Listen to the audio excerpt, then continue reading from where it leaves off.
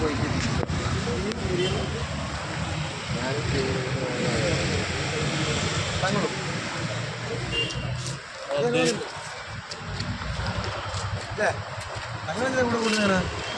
ഓരോ ഭൂമികളും കാര്യങ്ങളും കാണാൻ വേണ്ടി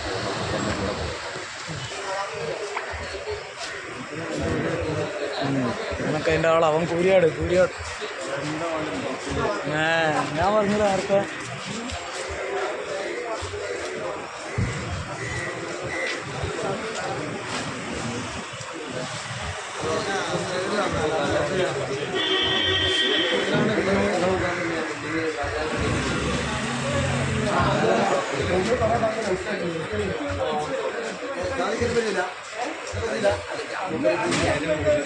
അതുപോലെ ഞാനാണ് ബിൽഡിങ്ങിൻ്റെ എഗ്രിമെൻറ്റും കാര്യമാക്കിയിട്ട് അതിന് ബ്രോക്കറായിട്ട്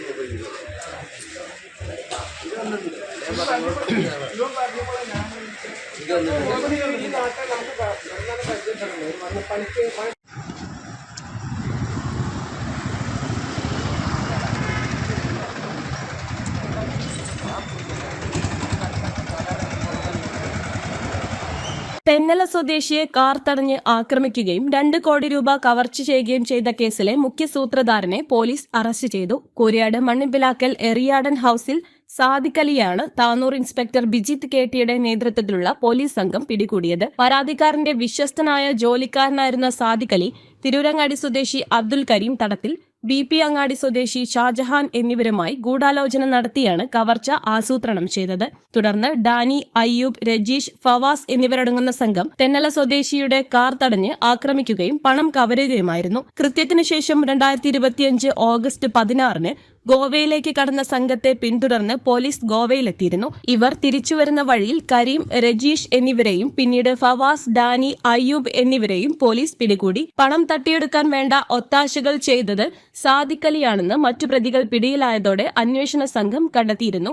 എന്നാൽ ഇതിനകം സാദിഖ് അലി മുംബൈയിലേക്കും പിന്നീട് വിദേശത്തേക്കും കടന്നു. തുടർന്ന് കോടതിയിൽ ജാമ്യാപേക്ഷ നൽകിയെങ്കിലും തള്ളിയതിനെ തുടർന്ന് ഇയാൾ ഒളിവിൽ കഴിയുകയായിരുന്നു. കസ്റ്റഡിയിൽ വാങ്ങിയ പ്രതിയുമായി പോലീസ് വിവിധയിടങ്ങളിൽ തെളിവെടുപ്പ് നടത്തി. കവർച്ചയ്ക്ക് ഉപയോഗിച്ച നീല ആൾട്ടോ കാർ പൂക്കോട്ടൂരിലെ യൂസ്ഡ് കാർ ഷോപ്പിൽ നിന്നും 90,000 രൂപയ്ക്ക് വാങ്ങി നൽകിയത് സാദിഖ് അലിയാണ്.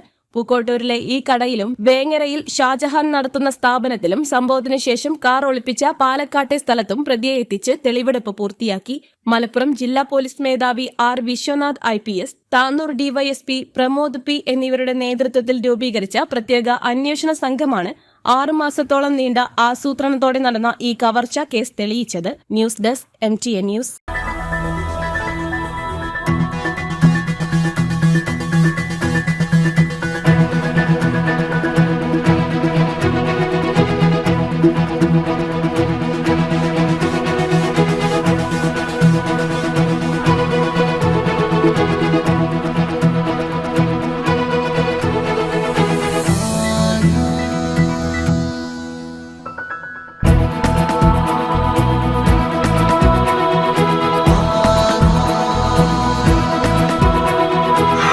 ഹൃദയം പറയും ആധാർ ഗോൾഡ്, കൊണ്ടോട്ടി, പേരാമ്പ്ര, മഞ്ചേരി, ചെമ്മാട്.